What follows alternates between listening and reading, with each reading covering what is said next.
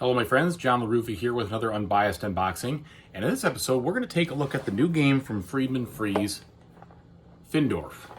So, let's go ahead and see what's inside this classic looking Euro Friedemann Freeze green F starting game box. And as usual folks, please like and subscribe to my YouTube channel if you haven't done so already. If you have, thank you so much for your support. I really appreciate it.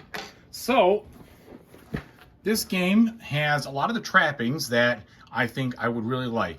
First of all, it's the classic Euro. It looks like it's got the kind of a market from the old power grid days, and it's got a solo, so I'm really hoping that this one does the trick. So we'll see how it goes here, but let's take a look at the components. Gotta hand it to Mr. Freeze. Literally, he's done games for probably 20 years now. They all start with F. They're all in green boxes, and he seems to keep making them. But unfortunately, last couple of his haven't found a permanent place in my solo collection. So I'm hoping, I've got more hopes for this one. All right, now taking a look at the rule book here. Here we go for the setup for 3 players. The general idea of what you're doing in the game, how to play it, hiring and ending games. So there's not a lot of rules at all. Here's the solo game as far as what you're doing here and how you score. And it looks like it is a beat your own score with victory conditions. Now I'm not sure if there is, looks like you have 25 turns to optimize your company as fast as possible.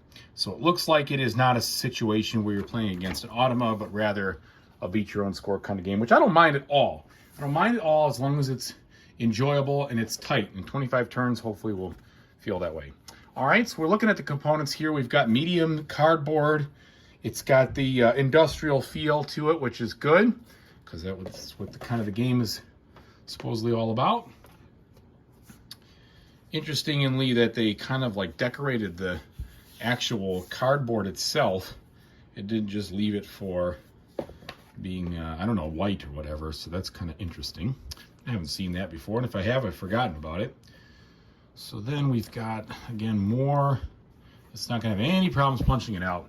We've got the player colors here. And these look like the different tiles that go into maybe different locations or places you build. Okay, so there's the numbers in the back to identify where they're going. We got the board itself, which I'll bust out here. So it's a big board.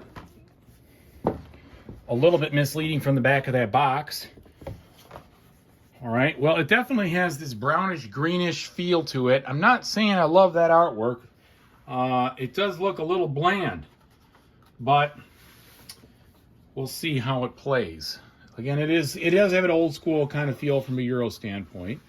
And you could definitely see you've got this, what looks like the peat market down there, reminiscent of our power grid style situation. So we'll see. And then we have a ton of wood components here. It looks like train tracks, and maybe that's the peat, which is the brown. We've got a bunch of the same kind of classic components we've seen before in his games, where you've got the houses as specific colors, the humans, worker, meeple kind of looking things in a few different colors. All looks like it's good. Hopefully it's all there. A satchel of bags, and then finally our cards, which are a larger size. And they probably don't have sleeves for them, but we're going to find out later, I suppose. All right, now let's see the quality here. So these are pretty thick. Let's say they're average, not thick. They're average. There's no texture to them. Certainly you got the feel of the green, and they are emphasizing some artwork on there plus what it does. So I'm going to say that probably most of the feel as far as artwork comes from these cards themselves, which is just fine and livens things up. So I'm glad they have that usual artwork of the Friedemann Freeze style games. And I don't know who the artist is, so I apologize. I'm sure it says so in the rules. All right.